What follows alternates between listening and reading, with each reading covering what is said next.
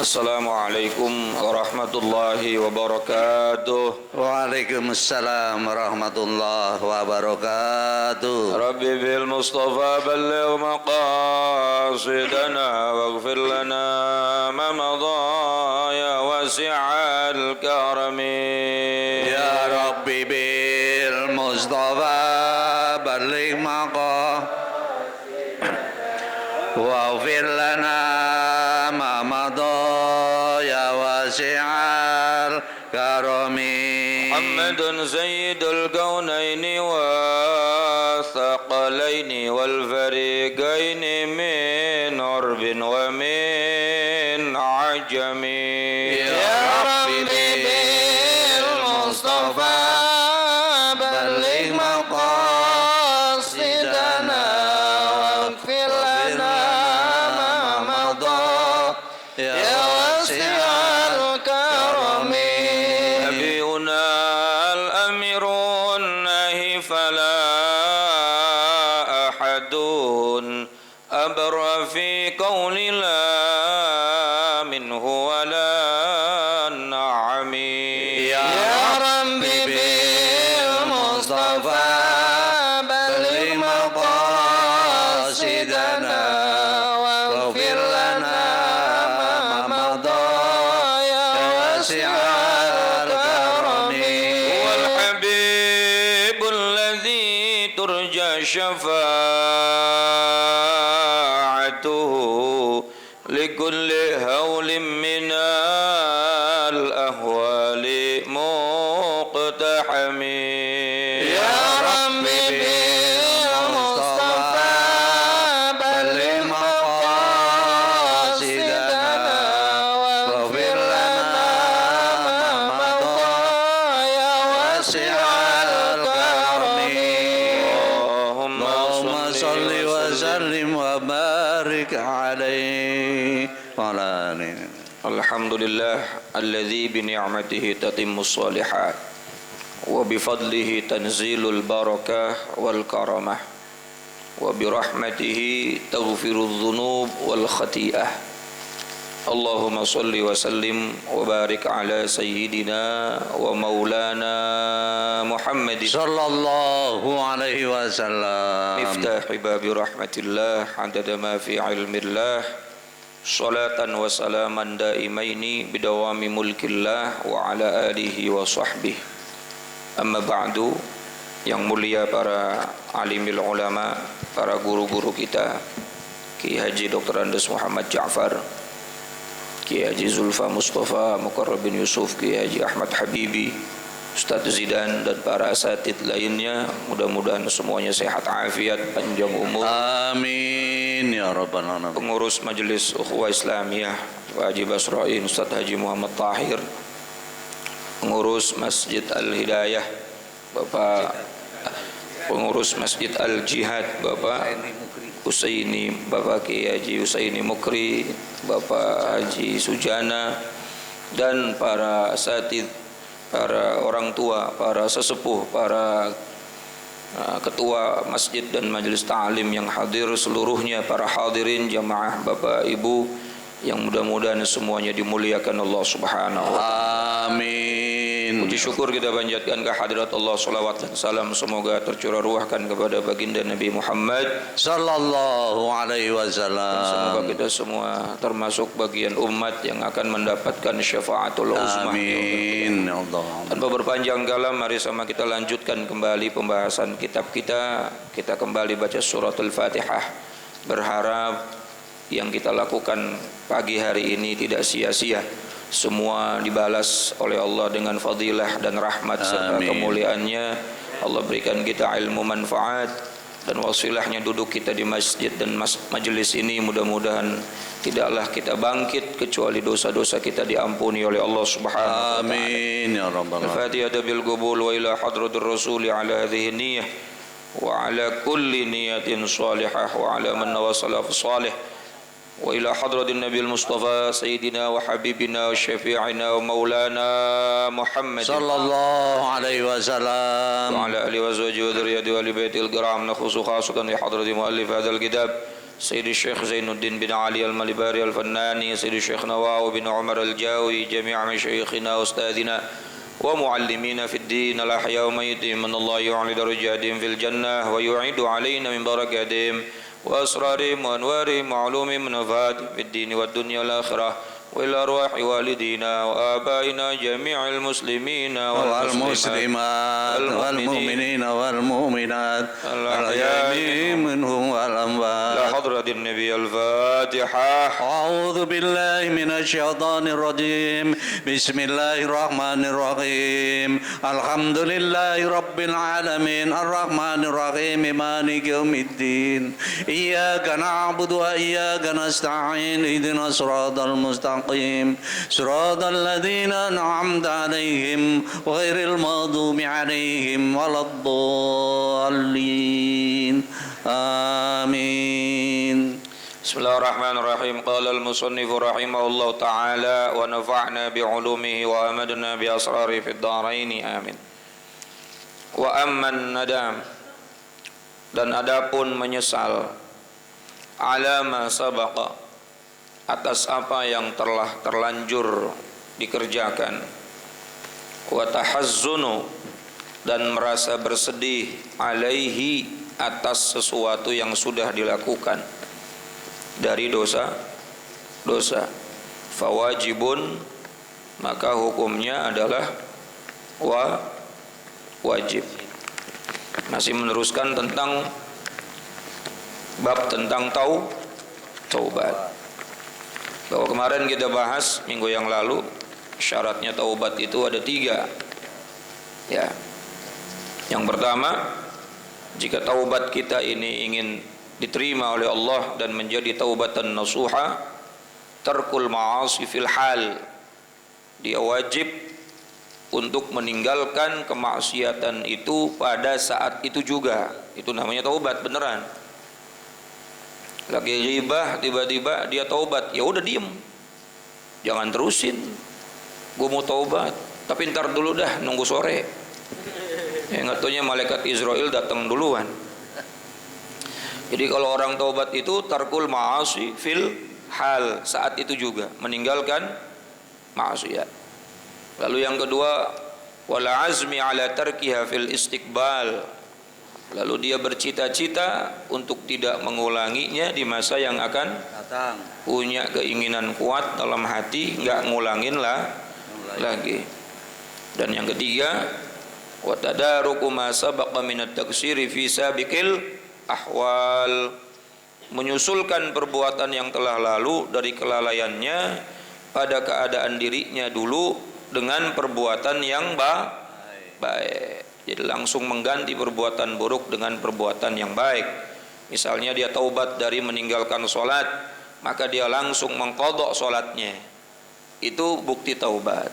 Itu syarat Misalnya dia taubat, nggak pernah baca Quran, misalnya, lalu dia sekarang taubat, lalu langsung baca Quran, itu taubat namanya. Artinya menyusulkan perbuatan buruk dengan perbuatan yang, saya taubat dari dulu pelit, sekarang sedekah. Nah itu namanya bukti Nah, jadi bukan cuma lip service, kalau bahasa anak sekarang apa? Lip service. Apa lip service?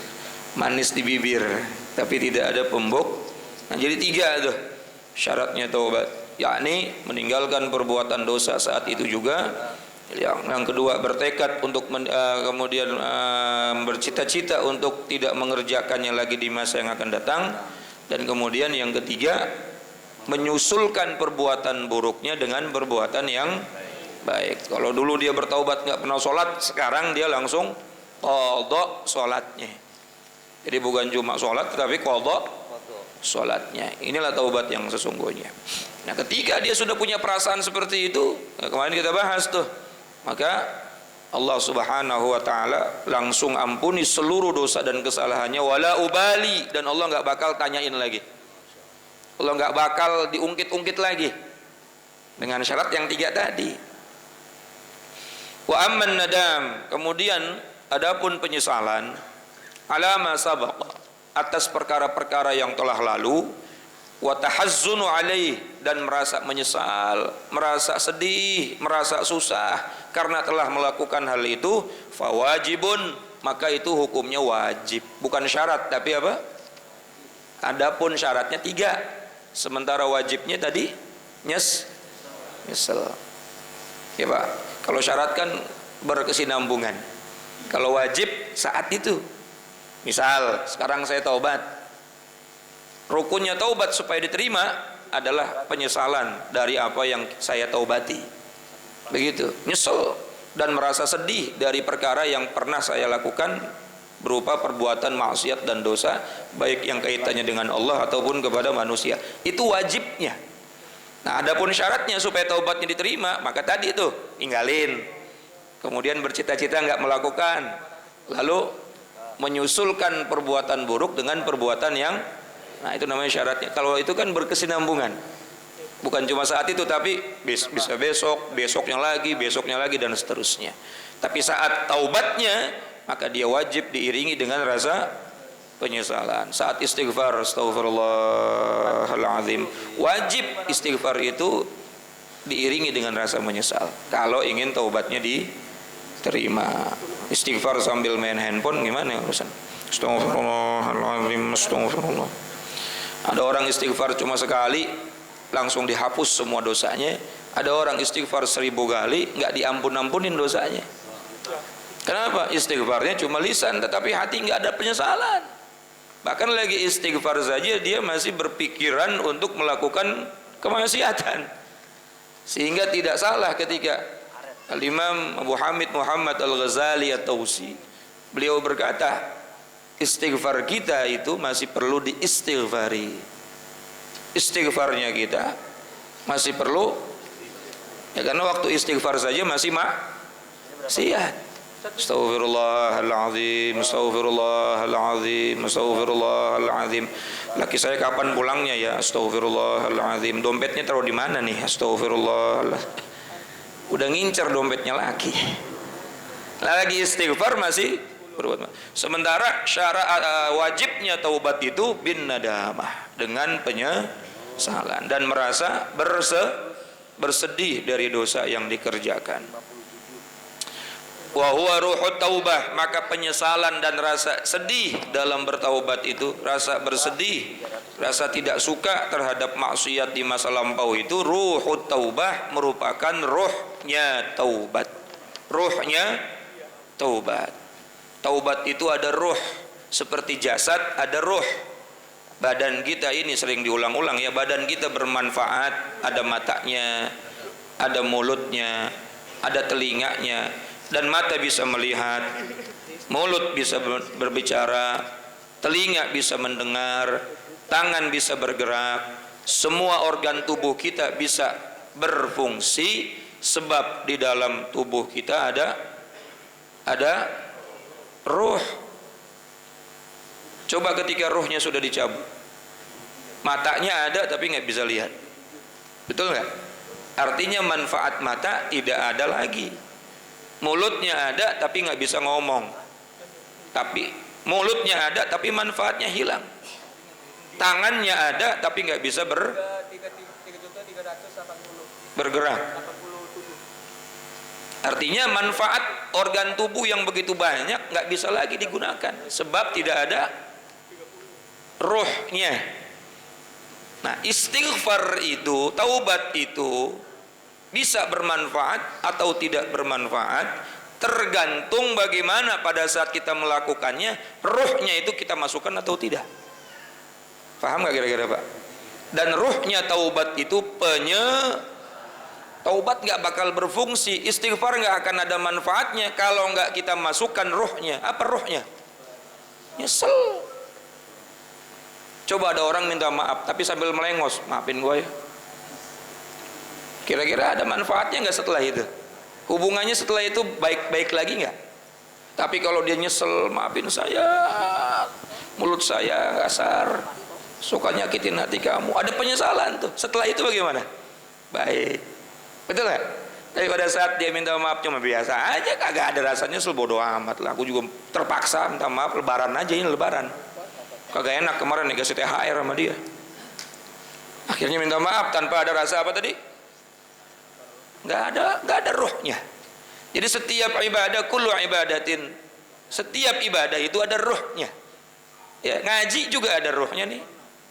Ya, sholat ada ruhnya. Nah, di dalam Sulamut Taufik itu ruhnya sholat adalah hudurul qalbi, lianna hudurul qalbi hiya ruhus sholah. Hadirnya hati, konsentrasi di dalam sholat adalah ruhnya sholat. Jadi kalau pengen takbiratul ihramnya ada manfaat, baca fatihahnya ada manfaat, rukuknya ada manfaat. Maksudnya manfaat ini ada fadilahnya dan juga ada ajrun, ada tawabun, ada pahalanya. Maka masukin ruhnya sholat, yakni konsen. Ini kadang-kadang dari takbir sampai salam yang diingetin nih hari Minggu mau kemana? Betul nggak? Termasuk ngaji sekarang nih, ngaji juga ada ruhnya. Ngaji ruhnya apa ya? Konsentrasi juga. Sholat ruhnya konsentrasi, ngaji juga ruhnya konsen. Sayyid Muhammad bin Alawi bin Abbas al-Maliki al-Hasani pernah menegur santrinya pada saat ngaji. Orang-orang buka kitab, dia megang tasbih. Kenapa ente megang tasbih? Berzikir ya Syekh. Apakah bisa dua pikiran berkonsentrasi dengan dua cabang? Gitu ya. Konsentrasi dengan pelajaran dan konsentrasi dengan zikir. Begitu. Itu yang lagi megang tasbih ditegur, Pak. Apalagi yang megang handphone. Apalagi yang ngobrol. Itu Sayyid Muhammad, bukan saya. Kalau saya nggak masalah, nggak masalah. Kalau saya asal Sayyid Muhammad bin Ali bin Abbas. Masya Allah. Hadirin ma'asyiral jamaah yang dirahmati Allah. Jadi apapun jika ada pengen kita dapatkan manfaatnya, maka hadirkan atau masukkan ruh itu ke dalamnya. Mbah Khalil Bangkalan, Syekh Khalil Bangkalan Madura pernah diundang sama muridnya di Malang. Ya. Muridnya di Malang undang Syekh Khalil. Kebetulan Syekh Khalil mau hadir. Mau senang sekali nih. Akhirnya muridnya itu nyiapin segala sesuatunya. Itu selamatan acara, dia bikin acara dengan motong kebo yang paling gede. Motong kebo paling gede. Syekh Khalil mau datang, Mbah Khalil mau datang. Subhanallah. Pada saat sudah hadir mimpin acara, ya wali atau kiai itu kalau udah wirid nggak panjang-panjang, beda sama kita. Kita usulnya itu lama karena banyak latihannya dulu baru sampai usul ya. Berulang-ulang baru diantara yang kita baca satu, misalnya ada yang hadir, ada yang khusyuk baru sampai itu. Kalau wali satu kali kalimat saja sudah hadir, sudah khusyuk, sudah usul. Maka pada saat mulai memimpin acara selamatan tadi, Mbah Khalil cuma afdhalul zikri la ilaha illallah Muhammadur Rasulullah sallallahu alaihi wasallam kalimatu haqqin 'alaiha nahya wa 'alaiha namut. Langsung doa. Habis doa selesai. Enggak baca ini, enggak baca itu. Itu yang ngundang geremeng dalam hati. Udah dipotongin kebo. Bacanya cuma la ilaha sekali lagi. Mbah Khalil ini Masya Allah kasyaf, tahu tuh santrinya geremeng, tahu. Sesok nang omahku yo, besok main ke rumah saya. Gowon kebokmu sing gede ono. Bawa kebo kamu yang segede itu. Dibawa tuh. Kemudian sampai di rumah singkat cerita ditimbang keboknya dengan satu kertas kalimat la ilaha illallah, satu ditulis dalam kertas, kemudian kertas ini ditaruh di timbangan. Taruh di timbangan, satu kebo, satu ternyata timbangan itu lebih berat kalimat la ilaha illallah. Masya Allah. Karena pada saat mengucap kalimat la ilaha illallahnya bil hudur, bil khusyu wa ma'rifatul ma'na, tahu artinya, hadir hatinya, sehingga bobot kalimat itu sekali dibandingkan dengan berkali-kali tanpa hadir hati jauh luar biasa bedanya. Kira-kira paham nggak Pak? Nah, begitu pula istighfar. Pada saat kita astagfirullahaladzim diiringi dengan rasa penyesalan dibandingkan yang 1000 kali, ya 1000 kali kagak ada apa-apanya. Syukur-syukur 1000 kali itu ada hadirnya. Tapi berarti nggak usah 1000 kali, ya model kayak kita wajib 1000 kali. Karena bisa jadi dari yang 1000 itu ada satu atau dua yang ini udah satu nggak hadir, ya gimana? Berarti ruhnya nggak masuk. Bisa dipahamin ya Pak? Nah, ini kita bisa garis bawah itu, li'anna huwa ruhut taubah, li'annahu ruhut taubah, karena hadirnya hati penyesalan dan merasa bersedih atas dosa itu adalah ruhnya taubat. Berarti taubat tanpa penyesalan seperti badan tidak ada rohnya. Mata ada nggak bisa lihat, mulut ada nggak bisa ngomong, tangan ada nggak bisa gerak. Ya mayat udah kagak ada rohnya, ada manfaatnya. Bisa diundang tahlilan nggak mayat? Bisa disuruh macul nggak? Berarti sebongkah mayat nggak ada Begitu pula astaghfirullahalazim kita, kalau nggak dimasukkan ruhnya taubat itu adalah penyesalan dan rasa bersedih atas dosa, maka istighfar itu seperti mayat yang nggak ada manfaatnya. Salat kita juga dari takbir sampai salam, kalau kagak ada hadir hatinya, maksudnya ya nggak bisa 100%, 50%, nggak bisa 50%, 30%. Ya bagaimana kita berusaha untuk hadirkan hati, baru akan adanya ruhnya ibadah. Ketika ruh ibadah itu ada dalam ibadah tersebut, maka manfaatnya pasti bisa kita rasakan. Semua pasti ada ruhnya. Nah, kita lagi bahas tentang masalah taubat. Qala al-Ghazali, berkata Imam kama qalahu al-Ghazali, sebagaimana hal ini adalah penuturan atau fatwa daripada al-Imam Ghazali. Nah, Imam Ghazali ini yang merumuskan, sesungguhnya ini merupakan diantara syarat taubat yang diajarkan oleh Nabi, kemudian oleh Al-Imam Al-Ghazali dijadikan satu rumus agar mudah dipahami dan diamalkan oleh kita. Wa sami'a Abu Bakar, dan Sayyidina Abu Bakar pernah mendengar Rasulullah sallallahu alaihi wasallam yaqul, bahwa Nabi sallallahu alaihi wasallam bersabda, "Ma min 'abdin," tidaklah seorang hamba, "yuznibu," yang melakukan perbuatan dosa. Yuznibu dzamban, melakukan perbuatan fayuhsinut tuhuro, kemudian dia bersuci, wa yusalli, kemudian dia melaksanakan salat, thumma yastaghfirullah, kemudian dia melaksanakan beristighfar kepada Allah dan mohon ampun kepada Allah, illa ghufira lahu, kecuali ia akan diampuni oleh Allah Subhanahu ta'ala. Betul-betul dia serius dalam taubatnya, dia ambil wudunya disempurnakan dengan syarat dan rukunnya, kemudian dia sholat sunnah taubat, lalu setelah itu dia beristighfar dengan merasa menyesal dan bersedih terhadap dosa yang baru saja dia lakukan, illa, kecuali kata Sayyidina Abu Bakar, mendengar Rasulullah mengajarkan sesuatu itu, ghufirallahu, Allah akan mengampuni dosa-dosanya. Ma'asyiral jamaah yang dirahmati dan dimuliakan Allah, ini bulan Muharram ya. Bulan Muharram itu bulan taubat, Pak. Sekarang hari Tasu'a ya, tanggal 9. Besok hari Asyura tanggal 10.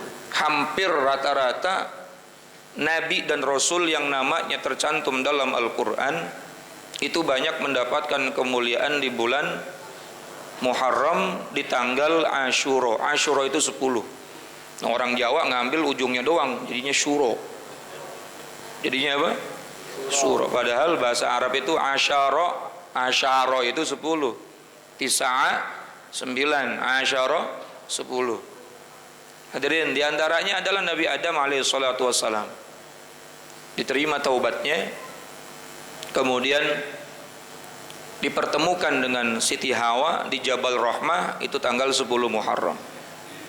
Taubatnya Nabi Adam itu lama diterimanya, Pak. Ada hikmah di dalam kitab Bahjatul Wasail bi Syarhil Masail. Syekh Nawawi juga nih mensyarahkan kitab Ar-Risalatul Jami'ah karangan Al-Habib Ahmad bin Zain Al-Habsyi. Oh, Nabi Adam kenapa kok nggak langsung diterima taubatnya? Karena masalahnya beliau itu bukan cuma bersalah secara fisik, tetapi ada sesuatu yang masuk ke dalam tubuhnya yang haram. Ini secara syariat ya. Kalau secara hakikat kita nggak boleh mengatakan para nabi berdosa, karena mereka hakikatnya kalau kita bicara tauhid maksum, terjaga an saghair wal kabair, dari perbuatan dosa yang kecil apalagi yang besar. Tapi secara syariat Nabi Adam makan buah makan buah khuldi. Nah, sisa-sisa buah khuldi itu nggak langsung habis. Sisa-sisa buah khuldi itu nggak langsung hilang dalam tubuh, lama Pak. Ya, lama tuh. Makanya ini akhirnya menjadi hadis Nabi. Pernah tuh ada Rasulullah bersabda, ketika kita makan makanan haram 40 hari taubat kita, sholat kita, ibadah kita itu tertahan karena masih ada dalam fisik kita ini perkara yang haram. Baru setelah buah khuldi itu habis sisa-sisa haramnya, hilang semua, Allah pertemukan Nabi Adam dengan Siti Hawa. Padahal taubatnya tiap hari. Rabbana zalamna anfusana wa illam taghfir lana wa tarhamna lanakunanna minal khasirin. Nabi Adam diturunkan di India, Siti Hawa diturunkan di Jeddah. Jeddah itu bahasa Arab yang artinya bahasa Indonesianya nenek. Kalau kakek kan jaddun, kalau nenek jiddatun atau jiddah. Nah, sekarang nama kota itu disebutnya apa?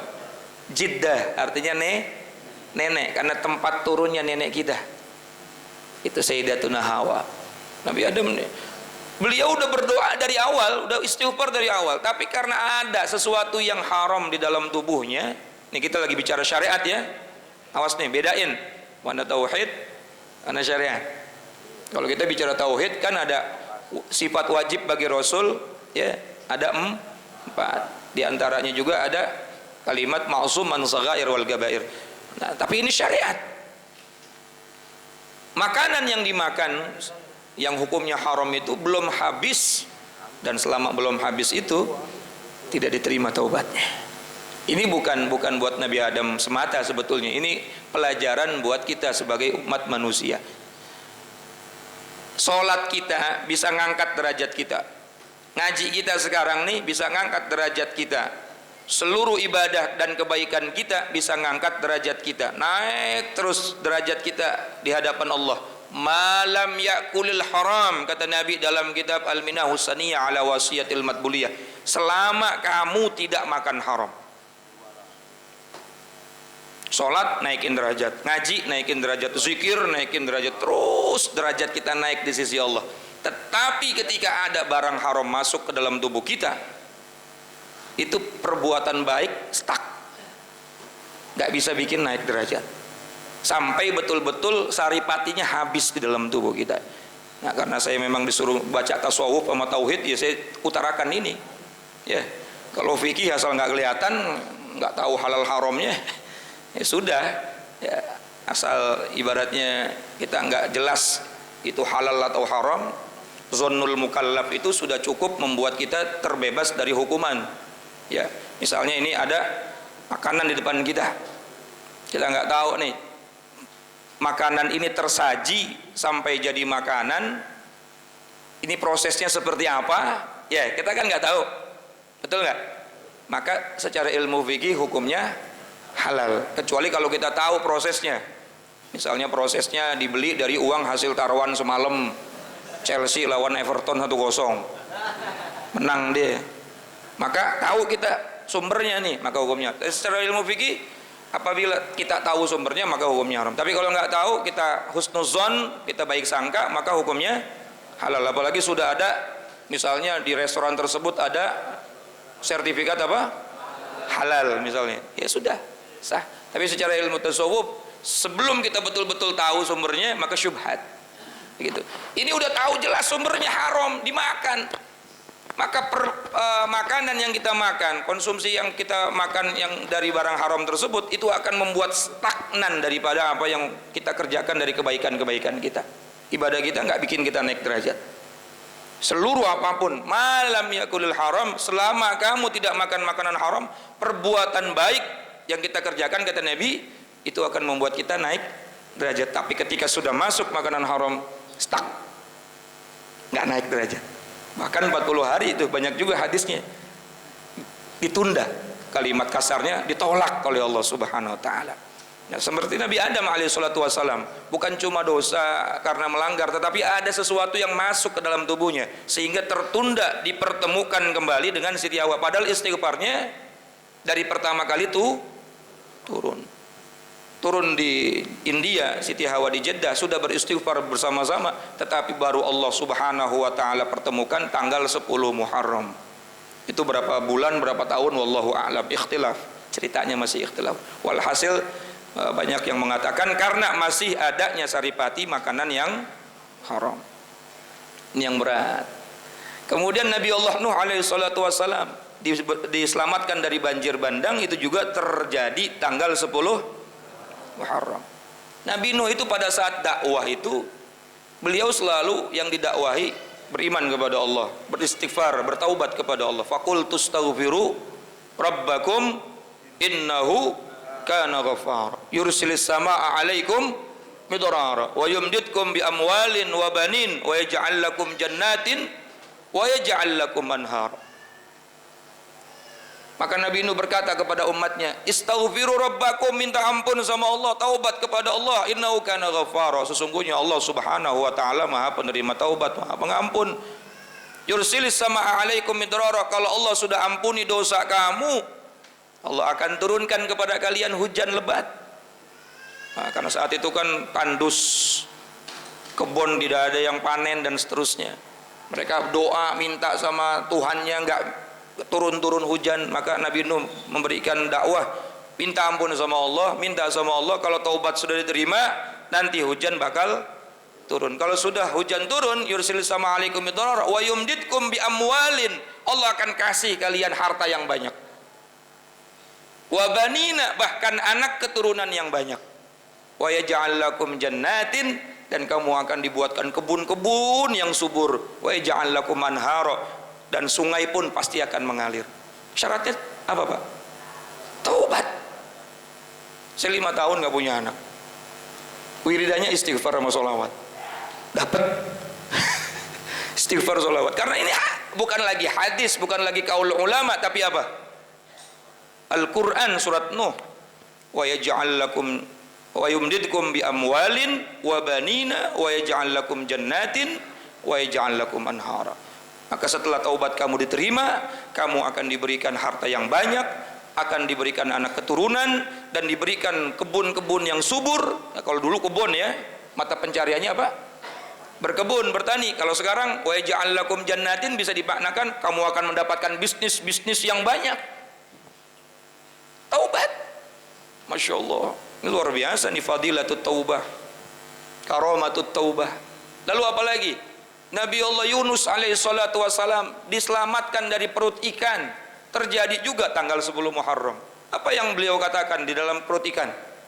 La ilaha illa anta subhanaka inni kuntu.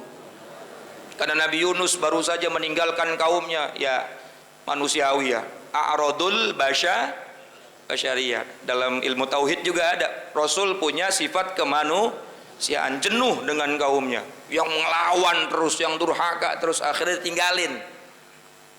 Beliau ingin berlayar, pengen, kalau kata bahasa anak sekarangnya pengen healing pengen santai, pengen enjoy, tetapi Allah tegur dia.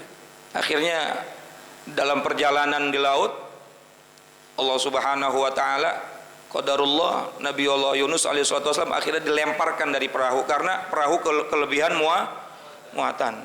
Singkat ceritanya begitulah, kalau diceritain panjang lebar ini. Lalu dimakan oleh perut ikan, dimakan oleh ikan, lalu sampai dalam perut ikan. Fi zulumatin thalath.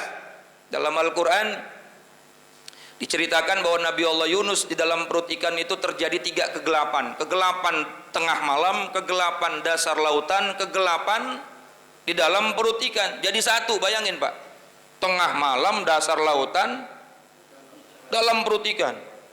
Ini bukan gelap lagi, peteng namanya, mbahnya gelap.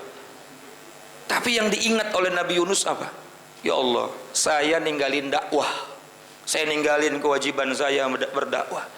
Maka beliau sujud kepada Allah. La ilaha illa anta, tidak ada Tuhan selain Engkau ya Allah. Subhanaka, maha suci Engkau ya Allah. Inni kuntu minaz zalimin, sesungguhnya aku termasuk orang-orang zalim. Jadi ada penyesalan dan pengakuan Pak. Betul nggak? Tadi Nabi Adam bagaimana kalimatnya? Rabbana, ya Allah, kami telah menzolimi diri kami sendiri. Wa illam taghfir lana, kalau Engkau tidak mengampuni dosa kami, lanakunanna minal khasirin, pasti kami jadi orang yang merugi. Ada pengakuan lah, taubat kagak ada ngakunya gimana? Betul nggak? Penyesalan. Akhirnya apa? Ikan dibacain la ilaha illa anta subhanaka inni kuntu minaz zalimin sakit perut, Pak. Nyari apotek di bawah laut kagak ada. Akhirnya dia kepemurkaan, kemudian disemburkan Nabi Allah Yunus, lalu Nabi Yunus selamat. Selamat gara-gara taubat. Ini syariat. Ya, kalau hakikatnya tetap Allah yang memberikan kesalahan. Tapi kan sabab musababnya, sababiahnya adalah taubat. La ilaha illa anta subhanaka inni kuntu minaz zalimin. Ya Rabbana ya Karim. Jadi taubat ini bukan cuma pengakuan kita berdosa kepada Allah, tapi barokahnya taubat, masya Allah, akan membuat hidup kita berubah. Tadi ayatnya surat Nuh, ya surat Nuh, wa yumdidkum bi amwalin wa banina wa yaj'al lakum jannatin wa yaj'al lakum anhar. Ada 7 bahkan, ada 6 ya. Istaghfiru rabbakum innahu kana ghaffara yursilis samaa 'alaikum midrara wa yumdidkum bi amwalin wa banina wa yaj'al lakum jannatin wa yaj'al lakum anhar. Ada 5 tuh fadilah taubat. Akan diturunkan hujan yang deras. Ya kalau kita bahasakan majaz, hujan deras itu bukan cuma hujan air tetapi hujan rahmat. Hidup tambah nyaman, tambah tenang, tambah indah. Wa yumdidkum bi amwalin, akan diberikan harta yang melimpah ruah. Wa yaj'al lakum jannat wa banina, kemudian akan diberikan anak keturunan yang soleh soleha. Wa yaj'al lakum jannatin, akan diberikan perkebunan atau bahasanya akan diberikan peluang usaha yang luar biasa. Wa yaj'al lakum anhara, sungai mengalir diibaratkan adalah rezeki yang tidak pernah akan habis-habisnya. Subhanallah. Taubat. Makanya setiap hari kita taubat. Habis sholat, padahal sholat itu kan perbuatan baik, tapi habis sholat kita lakukan apa, Pak? Astaghfirullahaladzim, astaghfirullahaladzim, ya Allah. Apalagi sambil diiringi dengan rasa penyesalan. Wa qala Rasulullah sallallahu alaihi wasallam, dan Rasulullah sallallahu alaihi wasallam bersabda, man qala, siapa orang yang berkata asyara 10 kali, hina yusbih, pada saat pagi, wa hina yumsi, dan pada saat sore, astaghfirullahaladzim, la ilaha illa wal hayyul qayyum, wa atubu ilaih, wa as'alu taubata wal maghfirata min jami'iz dzunub. Istighfar itu kalau kita baca dalam kitab Al-Adhkar banyak jenisnya, termasuk ini. Astaghfirullahaladzim alladzi la ilaha illa wal hayyul qayyum, wa atubu ilaih, wa as'alu taubata wal maghfirata min jami'iz dzunub. Apa kata Nabi? Ghufirat dzunubahu walau kanat mithlu ramlin 'alijin, maka diampuni segala dosanya meskipun dosanya itu banyaknya bagaikan butiran pasir yang bertebaran di tepi pantai. Ada yang bisa ngitung banyaknya pasir, Pak? Tapi diampunin sama Allah. Salah satu ikhtiarnya 10 kali pagi baca, 10 kali sore baca. Istighfarnya seperti tadi, bisa baca di kitabnya masing-masing. Wa qala wa man qala, kemudian barang siapa yang berkata atau membaca zikir ini, subhanaka zalamtu nafsi wa amiltu su'an faghfirli dhunubi fa innahu la yaghfiru dhunuba illa anta. Ghufirat dhunubahu walau kanat mithla dabibin naml. Siapa orang yang membaca istighfar tadi itu, subhanaka zalamtu nafsi wa amiltu su'an faghfirli dhunubi fa innahu la yaghfiru dhunuba illa anta, maka Allah ampuni dosa-dosanya sekalipun dosa itu sebanyak deretan semut yang sedang berjalan. Wa qala Abu Abdillah Al-Waraq, dan Abu Abdillah Al-Waraq berkata, lau kana 'alaika minadz dzunub, seandainya dosamu sebanyak tetesan hujan, ya mitlu adadil qatr, sebanyak tetesan, wa zabadil bahr, dan juga sebanyak buih di lautan, muhiyat angka, maka pasti akan dihapuskan darimu, idza staghfarat bihadzal istighfar, apabila kamu beristighfar dengan kalimat istighfar ini. Ini kata Abu Abdullah Al-Waraq. Apa istighfarnya? Allahumma inni as'aluka wa astaghfiruka min kulli dzambin tubtu ilaika minhu thumma udtu fihi wa astaghfiruka min kulli ma wa'adtuka min nafsi thumma lam ufilaka bih wa astaghfiruka min kulli amalin aradtu bihi wajhaka fa khalatahu ghairuka wa astaghfiruka min kulli ni'matin an'amta biha alayya fasta'antu biha ala ma'siyatik. Panjang juga tuh istighfarnya ya. Tapi kata Abu Abdillah Al-Waraq, siapa orang baca kalimat istighfar tadi, sebanyak apapun dosa, bahkan sebanyak tetesan hujan, akan diampuni oleh Allah Subhanahu wa taala. Dengan syarat semua istighfar itu diiringi dengan rasa apa tadi? Mau baca istighfar Allahumma anta rabbi la ilaha illa anta yang katanya sayyidul istighfar, tapi hati nggak ada rasa penyesalan, lah nggak akan Allah hapuskan dosa kita. Karena tadi kalimatnya an-nadam huwa ruhut taubah fahuwal wajib. Yang namanya penyesalan ruhnya taubat, dan itu merupakan wajibnya taubat. Kalau ditinggalin berarti nggak sah taubatnya.